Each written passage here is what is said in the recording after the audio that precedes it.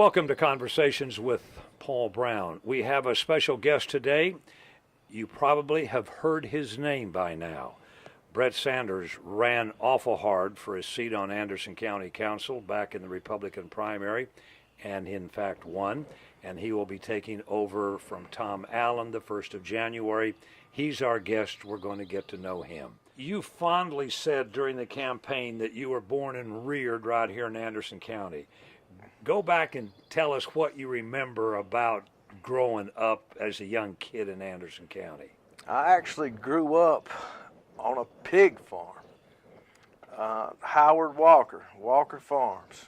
No, up there on Liberty Highway? On Liberty Highway. I lived there most of my early years, and I remember walking behind Mr. Walker's tractor picking up rocks in a pasture and do that all day, and I think he would give me $5, and I thought that was the greatest job in the world.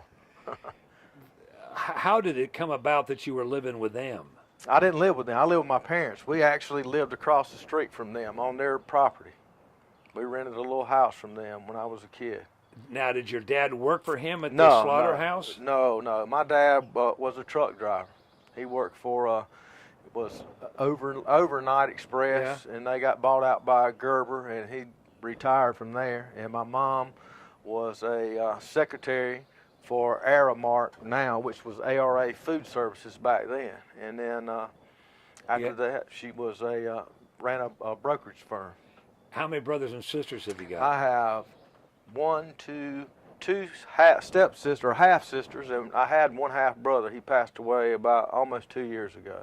And I've got one sister. You went to school at Westside. I went to Westside, yes. Tell me what that experience was like. And were you working when your first job? No, man, I worked all my life.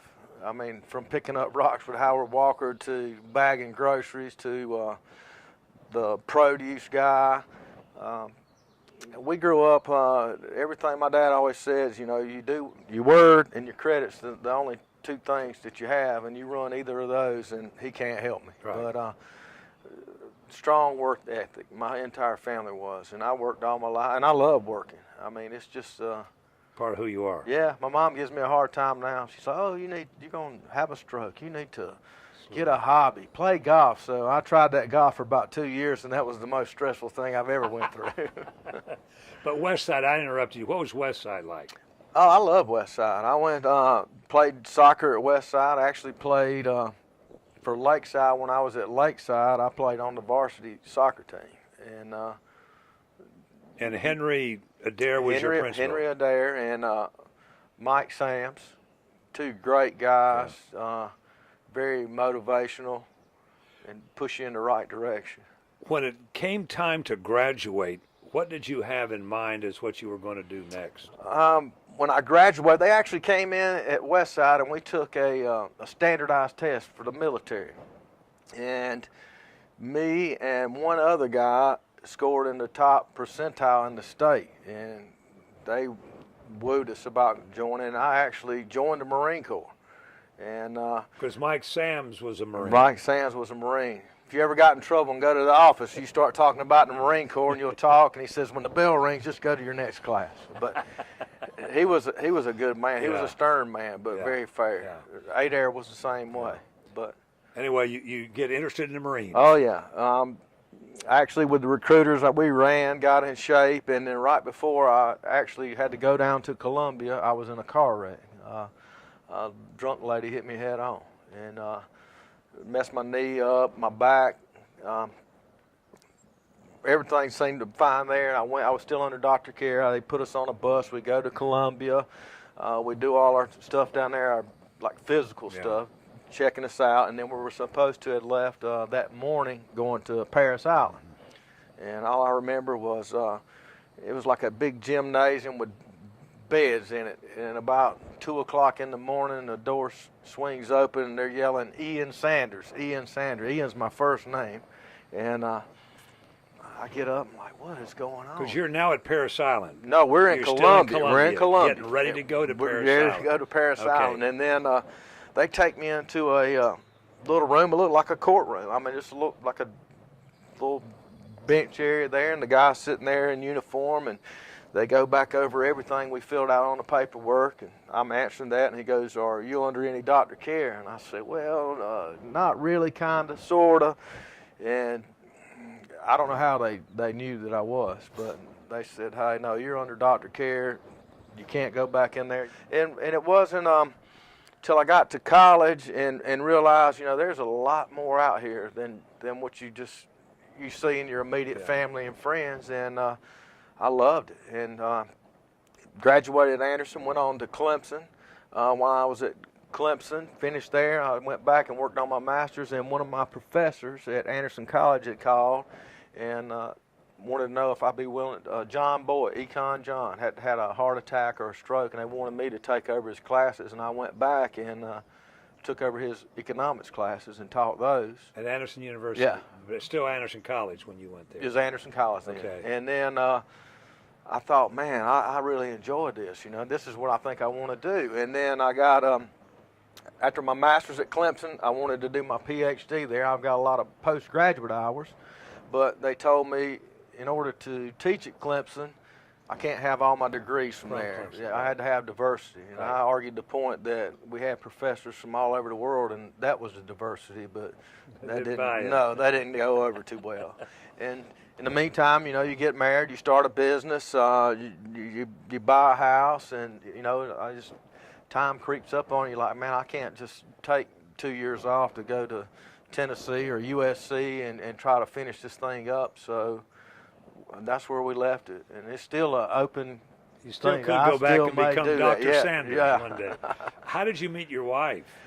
My wife and I, we actually went through high school together. We'd always been friends. When we were at Anderson College, we'd study together and do things together, and I just asked her out one day, and then we dated forever. I think we've been together since, man, we've been together 20-something, 25 years. We started right after, probably in 1987, 88-ish, dating, 87, and then got married in 97 and been together since then. That's the best thing that ever happened to me. Is it really? Oh, yeah, I got a good one. At what point in your career did you evolve into this car thing? Man, I grew up around cars, and then the thing was, we didn't really have the money for me to have a nice car in school, so I actually talked my mom into going down one time and signing for me a 90-day personal note, and I would buy a four-wheel drive truck in the summertime when that market was down a little bit, and I would ride it till winter, sell it, and then buy me a sports car and ride it till the summer. I played the seasonal cycles, and that way I always got to drive pretty much what I wanted, and it just led from that. And then I got into wanting a new car dealership, and then when I got out of college, Bobby Wood had owned Scenic Chevrolet, Kia of Anderson, and a couple other dealerships at the time. And he's like, hey, come up here, go to work, every department, So I got in there and got a lot of experience from him. And in Walhalla. In Walhalla, and then he'd actually bought a Pontiac GMC store in Georgia, and I went down and took over it. Brett Sanders, newly elected Anderson County Councilman, and he will be taking over in January. We're going to come back and continue chatting with him.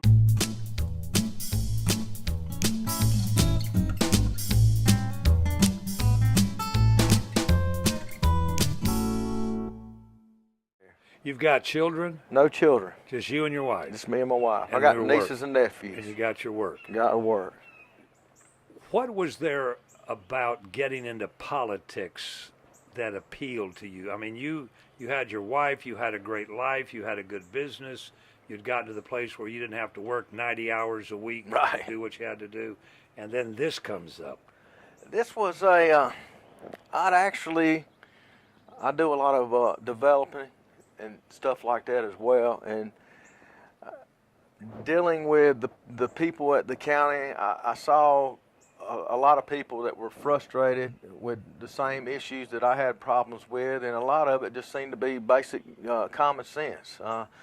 I'm very vocal on my opinions, and in the last 7 or 8 years, I mean, things are moving in a great direction for Anderson County. I am so proud of this county. I'm glad to be a part of it, glad to live here. Prior to that, I was very vocal, and then Councilman Allen came in. I mean, you can't make everyone happy, but I think he's got a great base, a great foundation in place. I hate to see him leaving, Yeah. but I have a lot of friends that work at the county, and they called and said, hey, it's time to put up or shut up. It's your time. And I'm like, let me think about this, and called them back and said, you know, it's time. I mean, this county's been good to me. I was overwhelmed by the outpouring of support by the voters. You know, I mean, you grow up in a community, in an area, you spend your entire life there.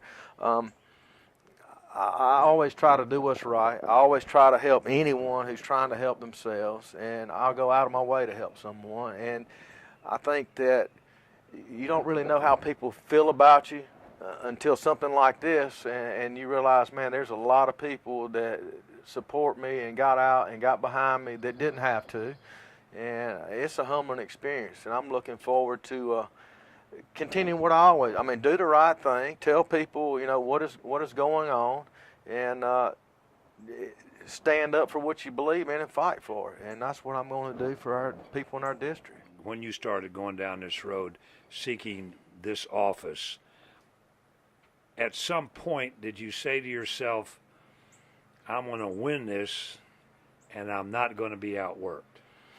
I never say anything about winning. I mean, I'm highly competitive. My thought process on this whole thing was, in anything I do, I'm not going to get outworked. I mean, I'm not going. If I lose, it's not going to be from putting in the effort and the hard work. I'm going to work. My wife and I joked about it. I said, she's like, you know, what if? And I was like, well, you know, I'm not going to get outworked here. So if we lose, hopefully we'll win our area, our little district where we live, and if not, we're going to be looking for somewhere to move. Shoot. But you literally worked every day. Every day. I would, basically from, we have your meetings, and I would do my research, and when I knock on doors, people ask questions. I've had people that ask me things that I didn't know the answer to. And I said, I'll tell you what, write your name and number down if you don't mind, and I'll find the answer, and I'll call you back. And I did that. I would start Monday through Fridays from 4 o'clock to about 8:30 every night, knocking on doors. And on Saturdays, I'd start about 8:30, 9 in the morning. I'd go to 8:30 at night. I wouldn't stop to eat lunch. I would go through the convenience store, get me a Gatorade and some paper towels to wipe the sweat off, and I'd go back to beating on doors and talking to people. And that, I dreaded that the absolute most. Did you really? I did. I mean, go knock on someone's door, aggravate them, especially, you know, by the time you get there, they're either eating supper or they're getting ready to watch their favorite TV show. But I was amazed at how people are concerned. Out of all, I mean, there's no telling how many. I know I went through at least 2,000, 1,500 names, and I beat on their door, talked to them, or handwrote them a note, stuck on their door, and I learned a lot through that. I mean, people are concerned. They're open. I mean, and they're very inviting. You know, come on in the house. I only had one person that was kind of rude to me. Election night, the returns start coming in. Yes, sir. At some point, did you look at your wife and wink at her and say, I think we got this? I think, I mean, this is looking pretty good. And then it seemed like, you know, a couple more that came in that were, you know, up in the upper area. And I'm like, you know, I got those too. And I'm like, we haven't even got to the areas that I really worked hard on. And from that point, I was like, there's no way. You know, no one's worked this hard, especially in those areas that I worked. And it was pretty much from that point. And by the time the last votes were tabulated, you had done what? We won, I'm pretty sure, every precinct. We run the absentee votes. It was like 64%, I think. Which, in the history of Anderson County, is pretty unusual. I mean, to a certain degree, you made history with how well you did running your campaign, the fact that you resonated with the voters, and now they've given you this responsibility. Right. When we come back, we're going to talk about that.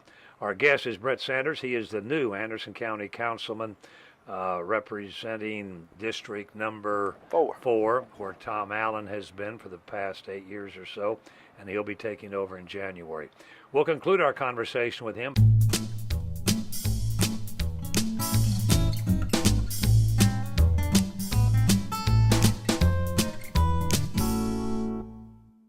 While you were running, there were certain events that you showed up for. You didn't have to go, but it seemed to me that you were just interested in what was going on.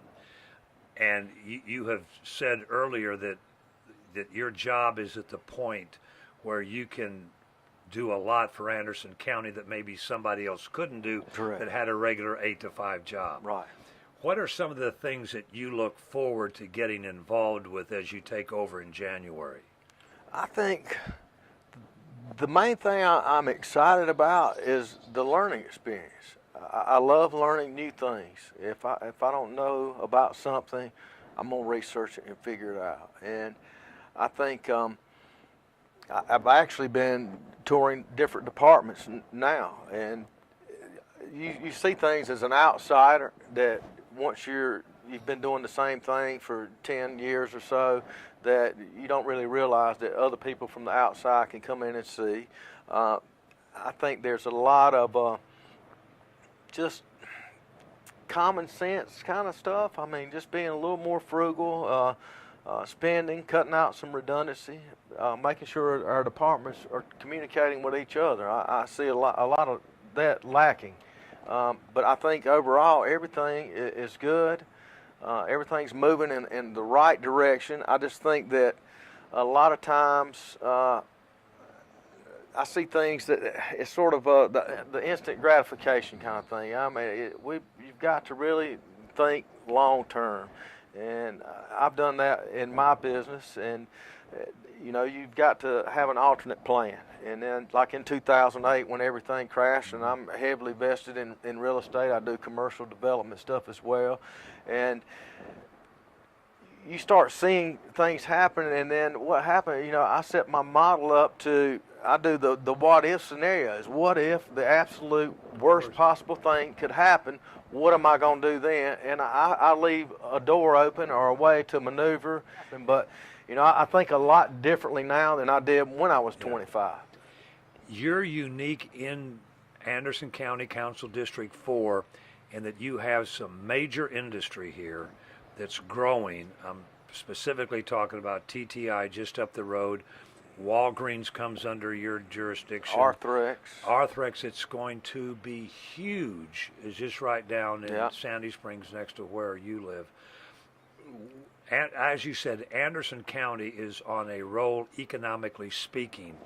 And I take it from what you're saying and your background, you want to continue kicking that can down the road. Oh yeah, I think the economic development is the key, and one of the things that we failed to mention is Tri-County Tech. I mean, the great thing about Anderson County is we have a workforce.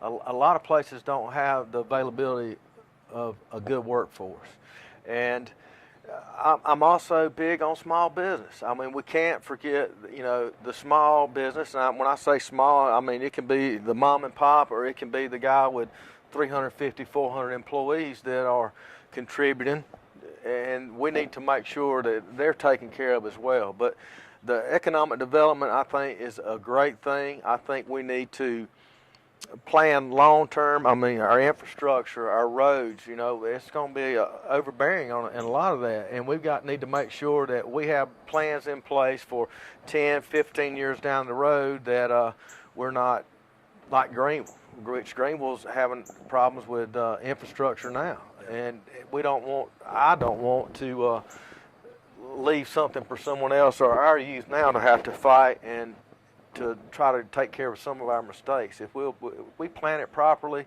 I think there's no end in sight for Anderson. Come January 1st, I think you're going to have a lot of fun. I hope so. It's going to be a learning experience, and that's what I'm excited about. And you put in the hard work to get there. You've got to continue to put the hard work in, and that's what I enjoy the work. I enjoy the behind the scenes stuff. I enjoy the research. I enjoy talking to different people, figuring out their thought, their angle on this, and I think it's going to be exciting. I look forward to working with the other council members. We've got some very smart people on there. Jimmy Davis, which I think he's District 6. He came in got under elected. Yeah, I've met him several times. He is a very bright, intelligent man with. He's got good ideas, and I think he and I, along with the rest of the council, I think we can get a lot done with working together instead of working against each other. And that's a good place to end this thing. Our guest has been newly elected Anderson County Councilman from District 4, Brett Sanders. He takes over in January. We want to thank him for sharing his story with us. And we want to thank each of you for tuning in and invite you to be back with us next week, same time, for another edition of Conversations with Paul Brown. Until then, take care, everybody.